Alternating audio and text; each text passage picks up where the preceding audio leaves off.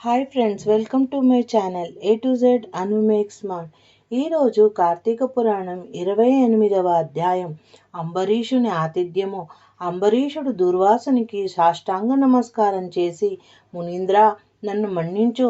నా అతిథిగా మీరు మరలా నా గృహానికి రావడం నాకు ఆనందదాయకం. నా వలన మీకు కలిగిన కష్టమునకు నన్ను మన్నించండి. ప్రపంచాన్నిటినీ వెరపించిన మీకు భయమేమిటి? ఆ కారణంగా నన్ను కాపాడవచ్చిన కరుణామయులు మీరు. మీ పట్ల గల గౌరవం చే మీకు ఆతిథ్యం ఇచ్చుటకై ఆహ్వానించి తిని, నా ఆతిథ్యం స్వీకరించి నన్ను నా వంశంను కృతార్థుని మొనరించండి. మొదట కోపంతో నన్ను శపించిన మరలా నా గృహమునకు వీచేసిరి.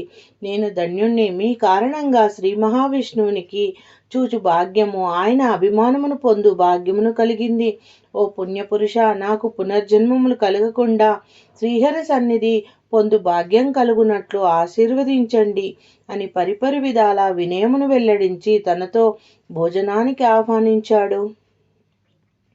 అంతటా దుర్వాసుడు అంబరీషుని కౌగులించుకుని, ఎవరు ప్రాణములు కాపాడదురో, ఎవరు శత్రువులకైనా ఉపకారం చేయుదురో అట్టివారు తండ్రితో సమానం. నీవు నాకు తండ్రి వంటి వాడివి.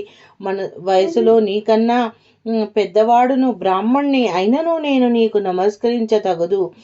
నీకు ఆయుక్షీణం కలిగించును పని తగను. నీకు మనస్తాపం కలిగించినందుకు నాకు తగిన ప్రాయచిత్తమైనది. నీ పట్ల నా దురహంకారం వలన కలిగిన విపత్తు తొలగించుటకు నీవే నాకు దిక్కైతివి అని పలికి తన ఆశ్రమానికి వెళ్ళిపోయాడు. సర్వజ్ఞుడైన దుర్వాసుడు దయాళుడు, కర్మిష్టి. ద్వాదశ పారాయణ మహత్యాన్ని, అంబరీషుని విష్ణుభక్తిని పరీక్షించి నిరూపించిన విజ్ఞుడు.